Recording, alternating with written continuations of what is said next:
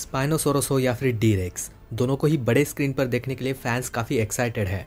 सबसे बड़ी थ्योरी ये है कि मूवी में हमें स्पाइनोसोरस और डी-रेक्स की अच्छी खासी फाइट देखने को मिलेगी। जुरासिक वर्ल्ड रीबर्थ की रिलीज डेट नज़दीक आती जा रही है और मूवी के बारे में फैंस कुछ ना कुछ जानने के लिए हमेशा एक्साइटेड रहते हैं। खैर, तो आज की इस वीडियो में हम डिस्कस करेंगे कि अगर हमें डी-रेक्स वर्सेस स्पाइनोसोरस की फाइट देखने को मिली तो उसमें आखिर कौन जीतेगा। मॉन्स्टरवर्स की अपडेट वीडियो भी मैं बहुत जल्द आने वाला हूँ।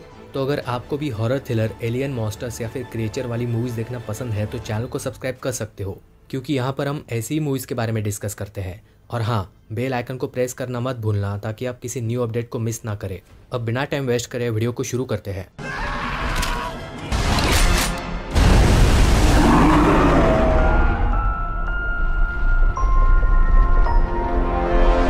जुरासिक पार्क 3 में जो स्पाइनोसोरस हमने देखा था वो बहुत ही खतरनाक था। फैंस आज भी उसे फिर से देखना चाहते हैं। मतलब उस वाले स्पाइनोसोरस की जो डिजाइनिंग थी वो फैंस की फेवरेट डिजाइनिंग बन चुकी है। जुरासिक वर्ल्ड रीबर्थ में जो स्पाइनोसोरस हमें देखने को मिल रहा है वो पुराने वाले से काफ़ी अलग है। अब बहुत सारे लोगों को ये वाली डिजाइनिंग पसंद नहीं आई है, लेकिन मूवी में वो आपको ज़रूर अच्छी लगेगी। पर्सनली मुझे ऐसा लगता है कि इस मूवी में हमें 3 नहीं बल्कि 4 स्पाइनोसोरस देखने को मिलेंगे। ऐसा मैं क्यों बोल रहा हूँ ये जानने के लिए आप मेरा पिछला वाला वीडियो देख सकते हो, जहाँ पर मैंने इस बात को अच्छे तरीके से एक्सप्लेन किया है। इस मूवी के सबसे बड़े हाइलाइट्स है डी-रेक्स और स्पाइनोसोरस। तो जब इन दोनों की फाइट होगी वो वाला मूवमेंट देखने में बहुत मजा आएगा। लेकिन इस फाइट में कौन जीतेगा और क्यों, इसके बारे में अच्छे से डिस्कस करते हैं। सबसे पहले अगर हम स्पाइनोसोरस की एबिलिटीज के बारे में बात करें तो उसके पास अच्छी खासी स्ट्रेंथ है। वो एक लिजर्ड की तरह है और उसका स्पाइन बहुत ही स्ट्रॉन्ग है। उसके स्पाइन के ऊपर जो स्ट्रक्चर है उसी की वजह से उसे स्पाइनोसोरस बोला जाता है। उसे स्पाइनो भी बोला जाता है। और जुरासिक पार्क 3 के अकॉर्डिंग उसकी हाइट लगभग 16 से 20 फीट की है। लेंथ में तो वो उससे भी बड़ा है, लगभग 44 से 45 फीट्स। उसका वेट लगभग 8 से 10 टन का है और वो बहुत ही अच्छी तरीके से तैर भी सकता है। ये सारी एबिलिटीज स्पाइनोसोरस को बहुत ही स्ट्रॉन्ग बना देती है, यहाँ तक कि वो तेजी से भाग भी सकता है। एक बात तो सभी लोग मानेंगे कि स्पाइनोसोरस इस पूरी जुरासिक सीरीज का सबसे इंटरेस्टिंग क्रिएचर है। जुरासिक पार्क 3 का स्पाइनोसोरस खतरनाक था, लेकिन जिन स्पाइनोसोरस को हम जुरासिक वर्ल्ड रीबर्थ में देखने वाले हैं वो उससे भी खतरनाक हो सकते हैं। ऐसा इसकी वजह से कि इस आइलैंड पर सिर्फ उन्हीं डायनासोर्स को छोड़ा है जो पार्क के लिए खतरनाक हो सकते थे। तो थियरीज के अकॉर्डिंग ये वाले स्पाइनोसोरस जुरासिक पार्क 3 वाले स्पाइनोसोरस से भी पहले बनाए गए हैं। और इस मूवी में जो स्पाइनोसोरस की डिजाइनिंग हमें देखने को मिल रही है वो ओरिजिनल वाले डिजाइनिंग से काफ़ी सिमिलर है। स्पाइनोसोरस टी-रेक्स को आराम से मार सकता है, यहाँ तक कि वो किसी भी डायनासोर की गर्दन को भी तोड़ सकता है। उसके नाखून भी नुकीले हैं और दांत भी बहुत खतरनाक है, यहाँ तक कि उसके जबड़े में इतनी पावर है जितनी मगरमच्छ की होती है। ट्रेलर में हम उन्हें बहुत ही अच्छी तरीके से तैरते हुए देख सकते हैं, यहाँ तक कि पानी के अंदर उनकी मूवमेंट भी काफ़ी फास्ट है। हम देख सकते हैं कि पानी के बाहर भी वो इस तरह से हमला कर रहा है जैसे कि कोई शार्क करती है। वो पूरी जहाज़ को डुबा सकता है, जिससे हम उसकी ताकत का अंदाज़ा लगा सकते हैं। तो दोस्तों, इन सारी एबिलिटीज़ की वजह से स्पाइनोसोरस को हराना लगभग नामुमकिन है। लेकिन शायद एक ऐसा डायनासोर है जो स्पाइनोसोरस को हरा सकता है, और वो और कोई नहीं बल्कि इस मूवी का विलन डायनासोर है जिसका नाम है डी-रेक्स। सुनने में भले ये अजीब लग रहा होगा, लेकिन सबसे पहले आप इस हाथ को देखिए। इसे देखकर तो हर कोई यही सोचेगा कि आखिर ये क्या है। वैसे तो इस क्रिएचर का अभी तक कोई 100% कन्फर्म नाम नहीं है, लेकिन सभी इसे डी-रेक्स बोल रहे हैं। जुरासिक वर्ल्ड डोमिनियन में हम ऑलरेडी काफ़ी कुछ अजीब देख चुके हैं, लेकिन इतना अजीब तो कुछ भी नहीं था। सबसे पहली ध्यान देने वाली बात तो ये है कि डी-रेक्स के 4 नहीं बल्कि 6 पैर है। उसकी गर्दन लगभग नाक के बराबर है। ऐसा भी कह सकते हो कि गर्दन है ही नहीं। उसकी आवाज़ भी कुछ ऐसी है जैसी हमने पूरी जुरासिक सीरीज में इससे पहले कभी भी नहीं सुनी है।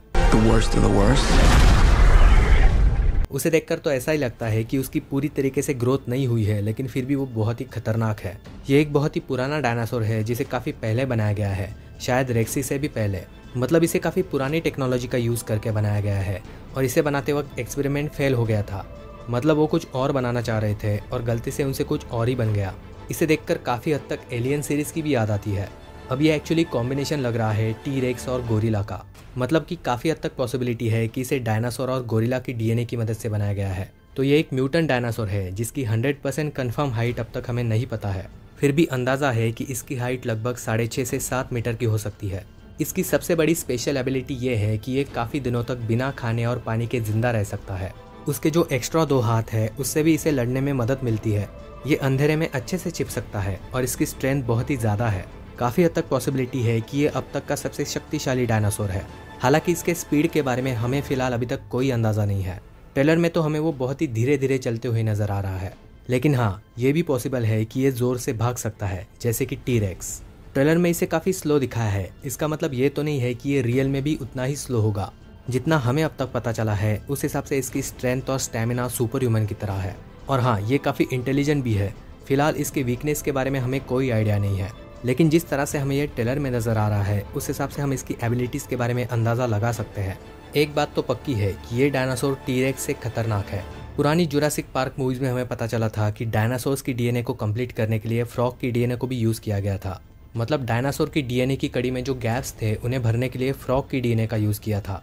तो ये भी एक रीज़न हो सकता है कि टी-रेक्स ऐसा क्यों दिख रहा है, क्योंकि काफ़ी सारे फ्रॉग्स डेवलप होते वक्त एक फेज से गुजरते हैं जो है मेटामॉर्फोसिस। इसी की वजह से टी-रेक्स जब बढ़ रहा था तो उसकी ग्रोथ ठीक से नहीं हो पाई। ट्रेलर से हमें पता चलता है कि टी-रेक्स जिस तरह से लाल रोशनी की तरफ अट्रैक्ट होता है वैसा भी टी-रेक्स भी हो रहा है। हम देख सकते हैं कि डंकन लाल रोशनी की मदद से ही उसे अट्रैक्ट कर रहा है। तो दोस्तों, अब दोनों डायनासोर्स की एबिलिटीज़ के बारे में जानने के बाद आपको क्या लगता है कि दोनों में से कौन जीतेगा?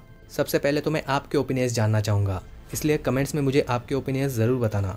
तो अगर स्पाइनोसॉरस और टी-रेक्स की फाइट होती है तो वो बहुत ही खतरनाक फाइट होगी। ऐसा लगता है कि स्पाइनोसॉरस टी-रेक्स के सामने ज़्यादा देर तक टिक नहीं पाएगा। ऐसा इसलिए क्योंकि टी-रेक्स की स्ट्रेंथ स्पाइनोसॉरस से ज़्यादा है। हाँ, स्पाइनोसॉरस उसे काफ़ी हद तक घायल करने की कोशिश ज़रूर करेगा, लेकिन वो उसकी गर्दन को नहीं तोड़ पाएगा, ना ही उसे ज़्यादा जख्मी कर पाएगा। टी-रेक्स के आगे वाले 2 पैर भी बड़े हैं जो स्पाइनोसॉरस को टक्कर देने के लिए काफ़ी है। मतलब वो पैर ऐसे हैं जिन्हें देखकर कोई भी डर जाएगा। तो दोस्तों, दोनों के बीच में अच्छी खासी फाइट होगी जिसमें स्पाइनोसॉरस हारते हुए नजर आएगा। लेकिन हमें ये नहीं भूलना है कि ये म्यूटेंट डायनासोर एक विलन डायनासोर है। तो हाँ, ये जीतेगा तो नहीं। पॉसिबिलिटी है कि इसे हराने में इंसान भी मदद करेंगे। तो हो सकता है कि स्पाइनोसॉरस उसे मार नहीं पा रहा, लेकिन ह्यूमन कैरेक्टर्स भी उसे मारने की कोशिश कर रहे थे।